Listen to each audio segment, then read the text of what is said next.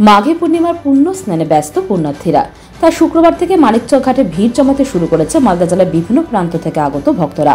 শনিবার সকাল থেকে ভক্তদের পুণ্য স্নান করতে দেখা যায় মানিকচক ঘাটে। বিশাল জমায়েতকে লক্ষ্য করে জোরদার নিরাপত্তার ব্যবস্থা করা হয় মানিকচক পুলিশ প্রশাসনের তরফে।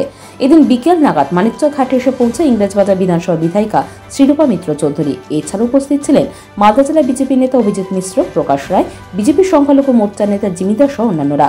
তিনি মানিকচক ঘাটে উপস্থিত হয়ে ঘাট পরিদর্শন করেন, পাশাপাশি বিভিন্ন প্রান্ত থেকে আগত পুণ্যার্থীদের সঙ্গে কথা বলেন।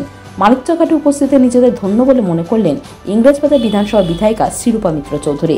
মানিকচক থেকে পার্থ ঝাই রিপোর্ট, BMTV নিউজ নেটওয়ার্ক।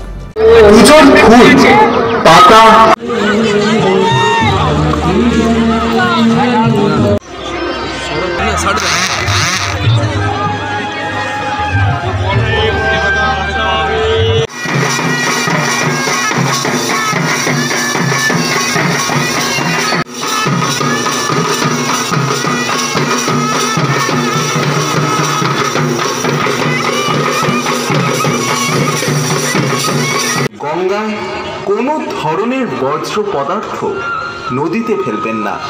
কোনো মৃত পশুর দেহ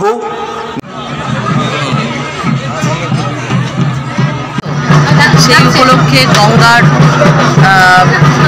মা গঙ্গার দর্শন, পুজো, প্রণাম।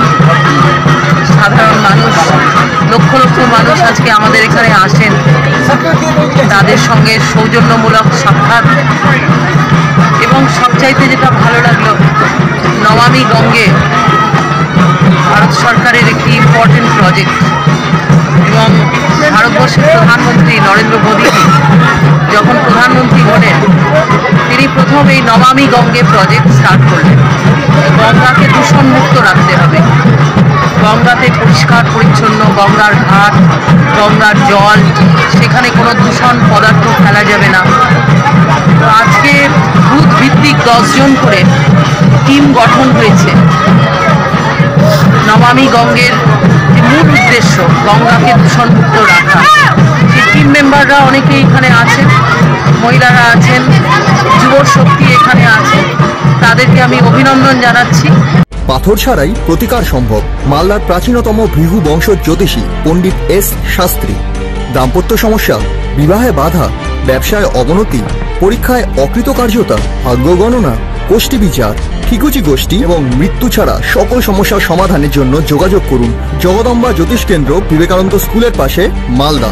মোবাইল 09730278332 অথবা 09332056956।